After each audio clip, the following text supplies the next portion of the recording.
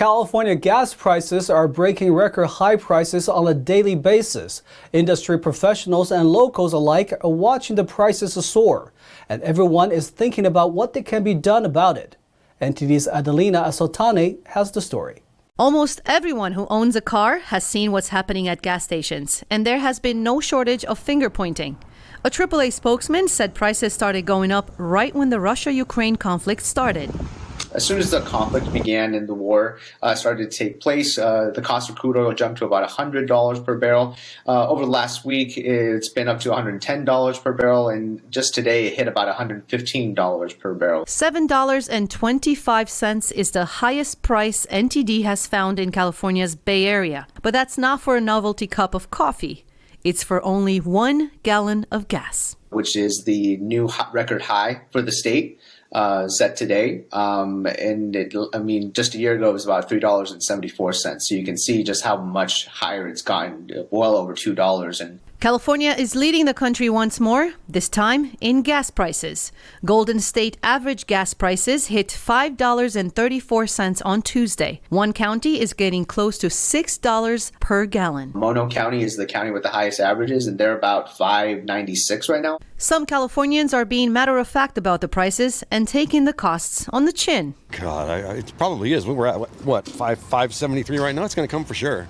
Some have decided to drive less, like skipping vacations. Others are looking for alternatives, like public transportation. I bike a lot, so I don't drive too much, but I've definitely been getting gas less. I try to not drive too much. I've taken the BART before. I have a card. I like it. I think it's a good alternative. With all my tools on my back, going down the street with a bike, that ain't gonna happen. Can you ever put a little trailer behind the bike and pull the trailer on the bike? That one might work.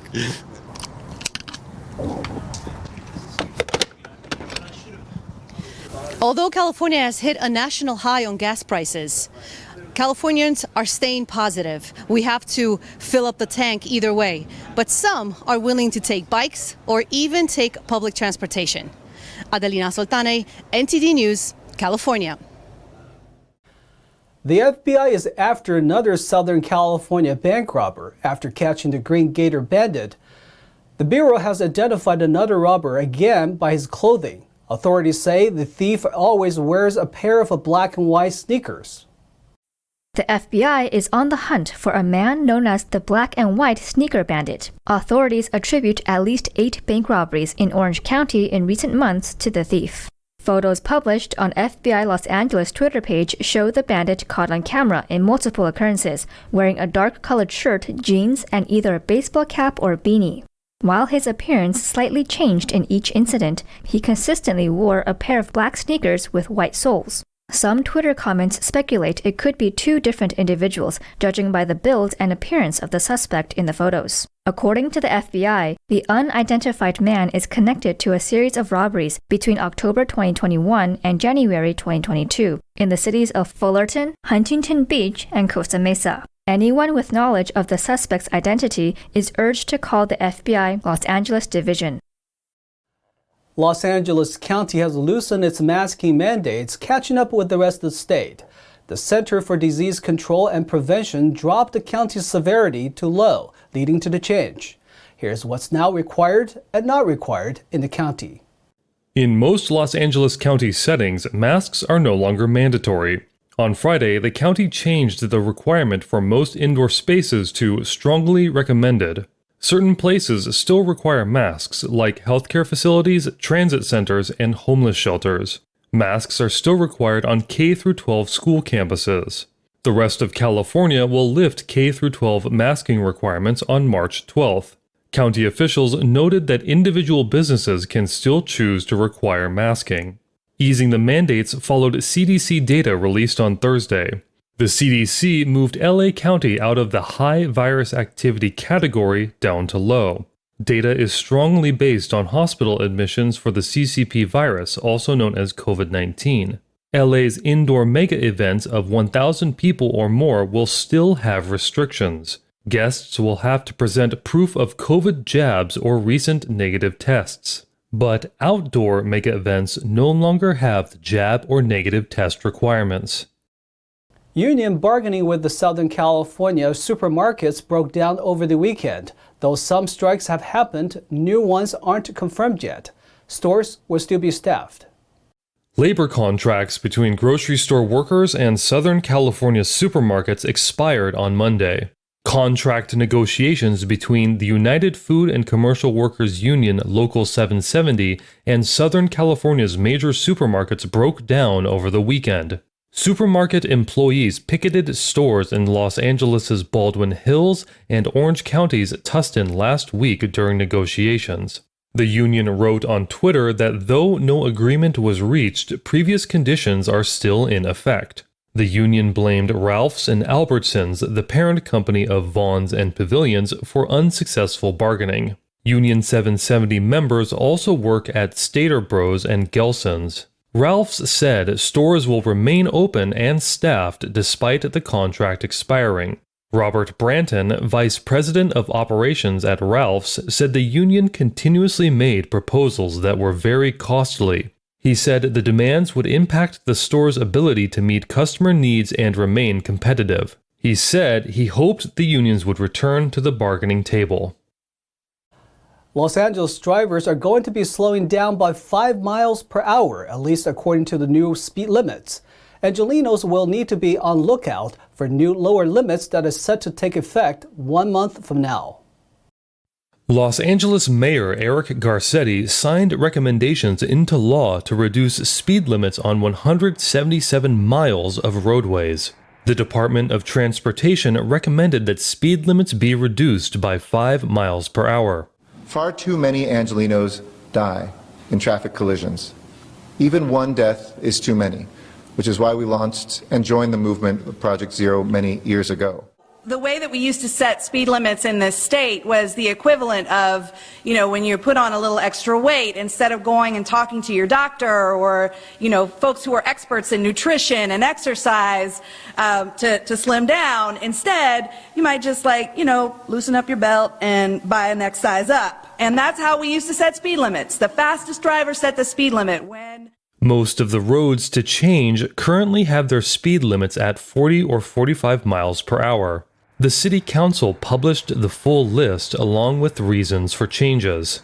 Garcetti signed the change into law on Monday. The City Council unanimously passed the measure 2 weeks earlier. The change comes with the passage of Assembly Bill 43, which took effect this year. It gives cities more control over assigning speed limits.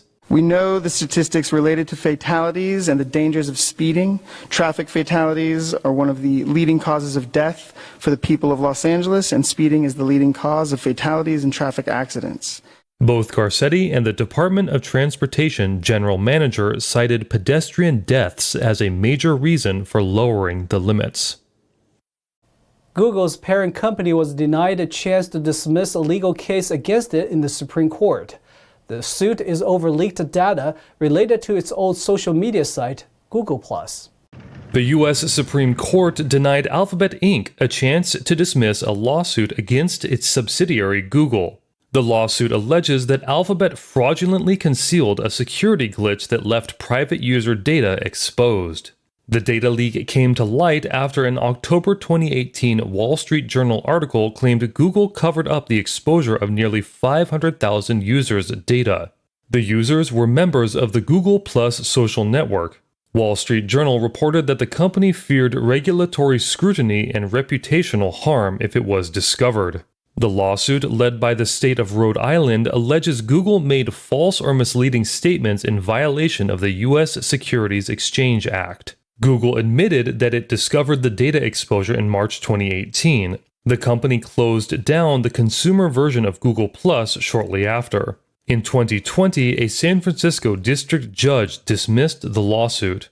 Then in 2021, an appeals court said there was strong inference that then CEO Larry Page and his successor Sundar Pichai knew about the problem and concealed it. The circuit judge credited the argument of Google remaining silent to buy time. At the time, Facebook and Cambridge Analytica were both under the spotlight for the latter's data harvesting methods. For all of the Apple product lovers out there, the company announced several new products today at the Apple event show. New products include creative-focused desktops and a new lower-priced version of the iPhone. Apple CEO Tim Cook presented several new products and price changes in the company's lineup. For iPhone fans, a new affordable version of the iPhone SE is coming out. The new iPhone SE brings the advanced features and exceptional performance of A15 to our most affordable iPhone. Apple slightly raised the price on the iPhone SE to $429. That's $30 more from $399 on the previous model. This is important for our existing users who want a smaller iPhone and a great value. iPhone SE series are small phones compared to Apple's other featured phones. According to researcher IDC, the US, Japan, and Western Europe have been the top markets for iPhone SE sales in recent years. The new iPhones start shipping on March 18th. Cook also introduced a new desktop designed for the creative type. We've had an extraordinary relationship with the world's creative community, and the Mac has been such an important tool for these users. Cook introduced the Mac Studio, with high-end versions topping at $4,000. The Studio display is priced at $1,600. The new iPad Air price starts at $599, and it will also be available starting March 18th. But a new Mac Pro was not included in this presentation. However, Apple said that it will be introduced in a later event. During the presentation, Cook didn't mention the conflict in Ukraine. On March 1st, Apple said they had paused all product sales in Russia in response to the Russian invasion.